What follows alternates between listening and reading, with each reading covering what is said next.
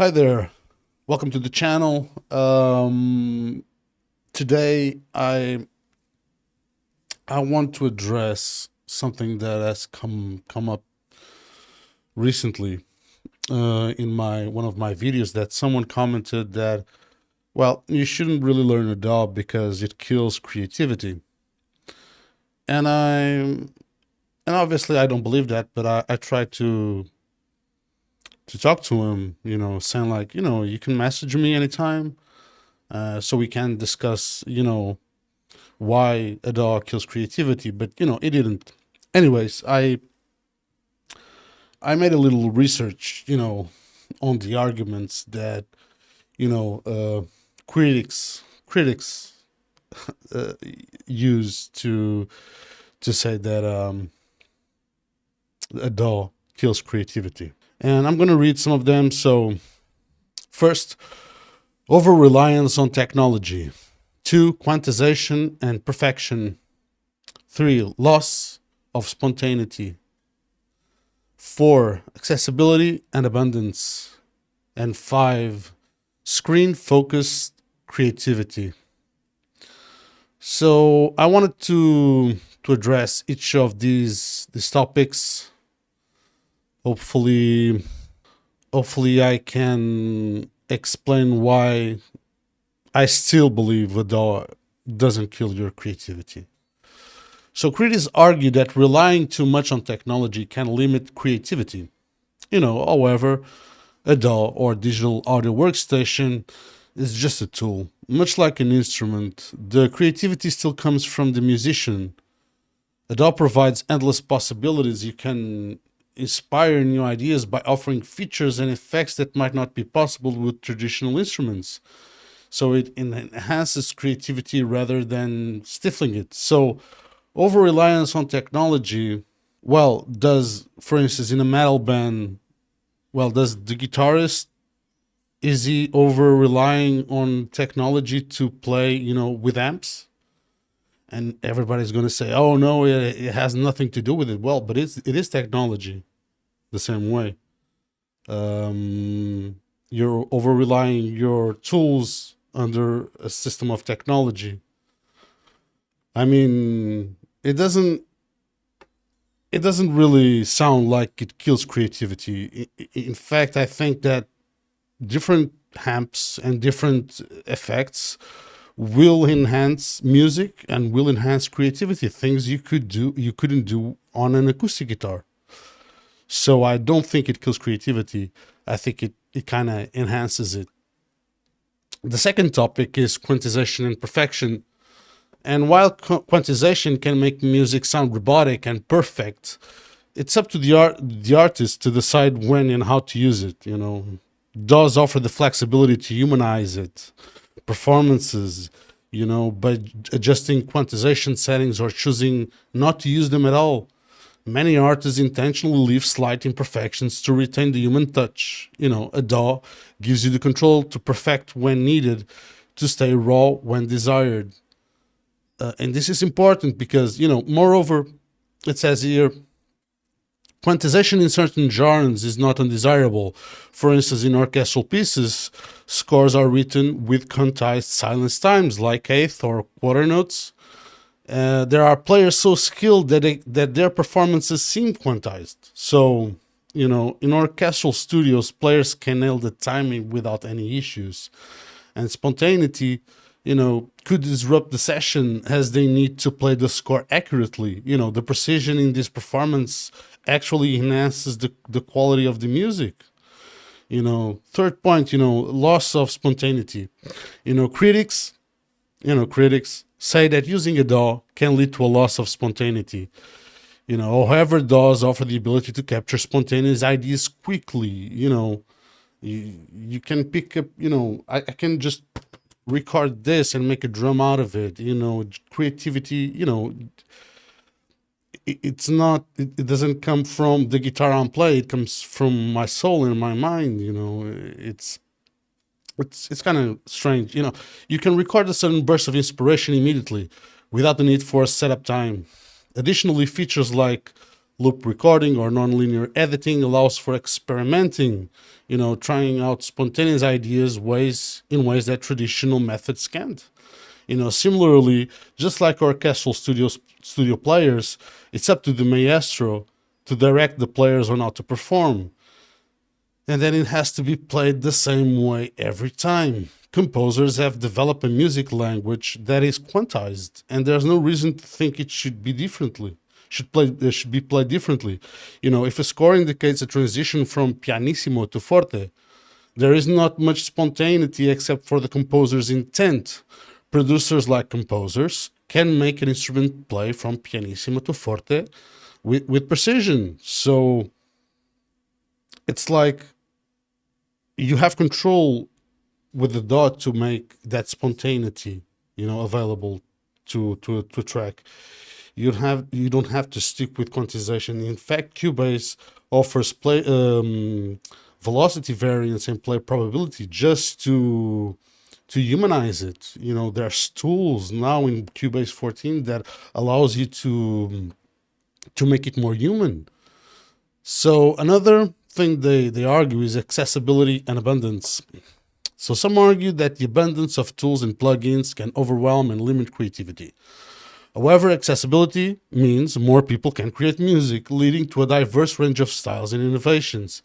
It's about how you use these tools, focusing on few key elements and mastering them can lead to unique creative outcomes. The abundance of tools is an opportunity, not a limitation, and I believe this because, for instance, if you listen to the pop genre, and you always check the same chord progression, is that like it's like, oh, I want to make a pop music, it's like making the same chord progression kill my creativity? No, maybe I just made a melody and it goes just the way it or harmonizing it just sounds like every pop track. It doesn't mean I'm killing my creativity. In fact, I can harmonize it in different ways. I can use an ostinato, for instance, instead of playing chords. I can make rhythm changes. I can make even a modal interchange here and there. So creativity is not limited to the abundance that there is in pop tracks. I think. I mean, every you can argue that some pop tracks, sound all the same. But I disagree. They all sound alike, but they're not the same. And for the same chord progression, there's like a thousands of melodies that can be played into it on top of it. It's like you don't have to think that just because I'm playing the same chord progression is the same thing as other music, or it's killing his creativity as an artist.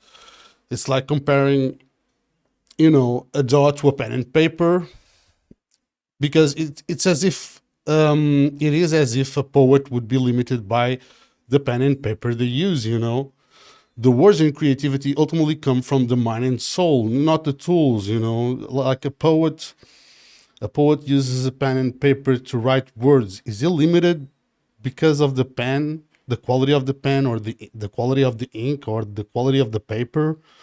Or even is it limited because he's using a pen and paper?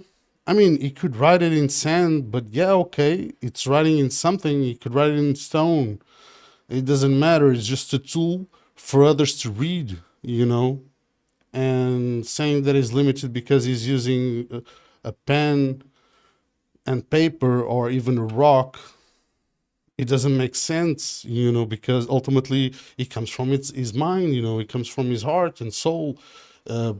Poetry, just like music, it's a very intimate thing, for us artists. So it's not something that it's robotics, like, I'm gonna do this. Like, I mean, you can argue that there is genres that use the same style of drums and so on, like, for instance, EDM. Oh, you have always that boom clap, but again, Is a metal band, not creative because he always uses, a guitar and bass? It doesn't make sense, you don't know. And then the fifth point, screen focused creativity. While working on a screen can seem less immersive, it's important to integrate other elements into the creative process. Many DAWs support other hardware controllers, MIDI instruments, and external gear, which can bring a tactile experience to music production. You can balance screen time and with hands-on interaction to maintain a dynamic and engaged creative workflow. So this is what I wrote, and I truly believe in it. I've also heard some say that over-reliance on a specific template can cause lack of creativity. But it's like saying, like, again, a metal band is not creative because they always use the same instruments, guitar, bass, vocals, and they are less creative because of that. Uh, they use their tools to create unique sounds, so they're not less creative. A DAW is pretty much the same tool to a producer as a pen and paper is to a poet. Nobody says that you have to input MIDI notes with the mouse, or even have MIDI tracks in the first place. You don't have to. You can always record anything, and apply effects that instruments couldn't achieve in real life, or that instruments couldn't achieve by themselves. It's like, for instance, I don't know. I'm just making like a random. For instance, imagine that, I don't know, some guy plays an acoustic guitar inside a tunnel, and they say, well, you can't achieve that realistically in a DAW, and you can just record the impulse response from that tunnel, put it in a convolution reverb, and then boom, you have the tunnel effect with an acoustic guitar that you recorded, and you can just put that effect on a guitar, and you can put it on a drum set, you can put it on a bass line if that were the case. But in fact, it seems like it would be more difficult if you were to, for instance, you can, with a convolution reverb, apply that effect to a drum set or a keyboard. But imagine, putting a drum set inside a tunnel, and then you're gonna record, the keys on the tunnel. It sounds like you need some kind of a budget, and it's like saying, oh, well, then money kills creativity. Well, I don't think money kills creativity. It's the same thing. It doesn't kill creativity. Um, by using a DAW, let me just read one careful note that I have. By using a DAW thoughtfully and creatively, artists can overcome these perceived limitations and harness the power of technology to push musical boundaries. DAWs provide the tools that can enhance creativity and open up new possibilities for musicians. And this is true. I don't necessarily see as a DAW being, you know, like, it doesn't make sense. I'm sorry, but it doesn't make sense. It's like, I have seen some videos of people talking about this, why you shouldn't learn a DAW, why is a DAW so, I don't know, it kills productivity, creativity, and so on and so on. And I think that this is the most absurd advice you can give to someone as an aspiring producer or an engineer, audio engineer, or an assistant, or even a composer nowadays. It's totally ridiculous because you know in the process of making music, there's always going to be a DAW in it, whether you like it or not. It's probably not going to be you who's going to use it if you're making music with a pen and paper. Someone's going to play it, with a maestro or something. For instance, if you're writing orchestral music, you can write it with a pen and paper, but then someone's gonna record it, and that's gonna go into a DAW. Like down the road, it's gonna get there, and you're just taking out the possibilities. You're just ruining the possibilities of ever getting some specific jobs in the music industry because you lack that knowledge. So it's the most absurd and ridiculous advice that someone can give to a young person starting out. If I were to give them an advice, is experiment, learn it as a tool, but don't be limited by it. Obviously, use I for instance, I have a keyboard. I can play like as if it were a piano, and I can change MIDI notes to suit any instrument I want. I'm not limited to the keyboard. If I wanted, I could get a MIDI guitar. I think there's already MIDI guitars, if I'm not mistaken. There's like MIDI drum sets, that you can play, and you can change all kinds of samples. I mean, you can have like 1,000 drum sets in a drum, you know, MIDI. It's kind of strange because it opens so much opportunities. And for instance, if you're into film scoring or scoring to picture, if you don't have a DAW, how you're gonna present that to a film director or a music supervisor? Well, a music supervisor, I would think they would know how to read music, but how do you really expect them to lose time and let me see how this sound, and lose time to see if, to check if it works with the scene? No, they want to hear something. And if, for instance, if you're writing orchestral, or for instance for movies or for TV or something, then you better have something to for them to hear. So yeah, obviously these recorded with really nice instruments would be different. But does the melody, does the arrangement, does the instrumentation or orchestration, does it work with what you're seeing? And nowadays is a standard. Many composers who have not integrated digital audio workstations in their in their work set. They've lost their job. It's like it's rare to see a composer that still writes with a pen and paper, and I would bet that they have an assistant that does that, just to quickly show to other people, because you know even most movies don't have the budget to have an orchestra for you to have a score for them to play it to the film director. So how you're going to show the music to him? So, and for instance, there's like a rigor and quality now. Is like, it's assumed that if you're gonna give a track to a label, even if in any genre you can imagine, they want a certain um, professionalism and quality to the sound, which you just can't achieve. For instance, imagine if I'm doing um, metal and I'm gonna record the whole band. I mean, they're obviously gonna say, "Well, okay, I like the track, but this has to be recorded in a studio, and the track's going to a DAW."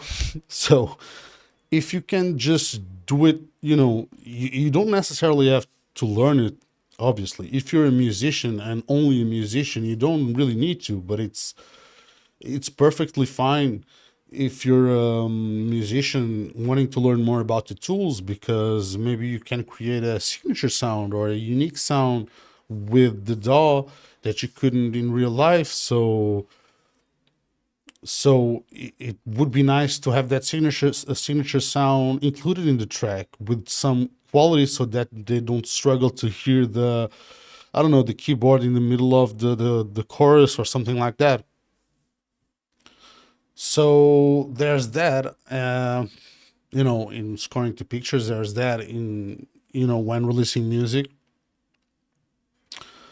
And I think that it's a horrible advice to young people and to to people who are starting out. You could be 100. I don't care. It's never too late. You just do what you love. If you love music, a DAW, it's a completely legit way to record your music, and to share it to others. Why do you have to keep?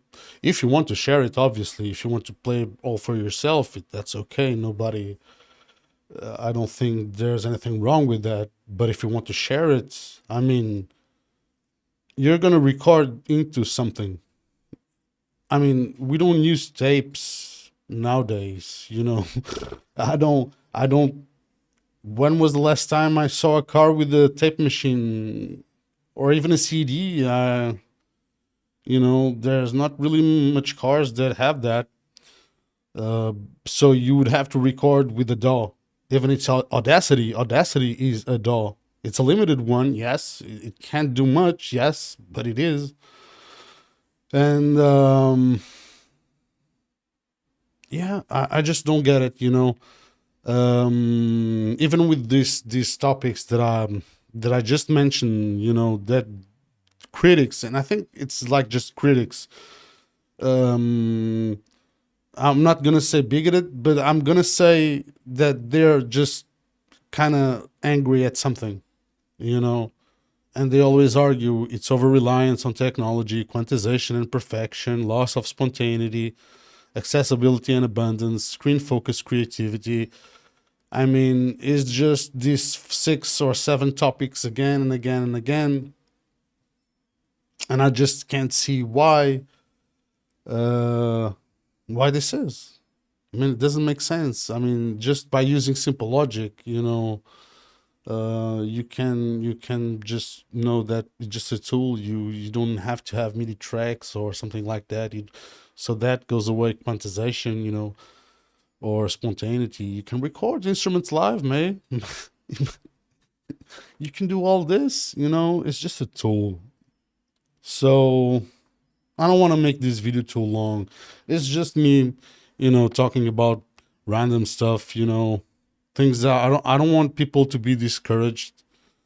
Oh, no, I'm not gonna learn the DAW because someone said, it's gonna kill my creativity. It doesn't, man. It doesn't. So just keep on learning.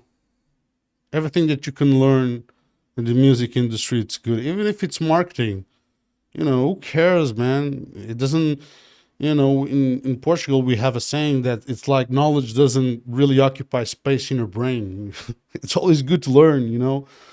So just keep learning, man, and don't be discouraged by this horrible advice. A good advice would be to keep investing in yourself. So learn it all, learn marketing, learn business, learn everything that you can. So to be proficient at it, even if it's just a bit, it doesn't hurt to know. It really doesn't. So I don't really want to take much of your time. It's just I'm just you know kind of crazy here talking about stuff. But if you're new to the channel, I really want to help people, learn. In this case, it's Cubase, but all things Cubase and music production and how to make music in various certain genres. And obviously, we're probably gonna have some scrolling to picture and some cool stuff coming up. So subscribe, and hit the notification bell, if you want to learn more about it, and give it a thumbs up if you liked the video, or a thumbs down if you didn't. But again, it doesn't kill your creativity, man.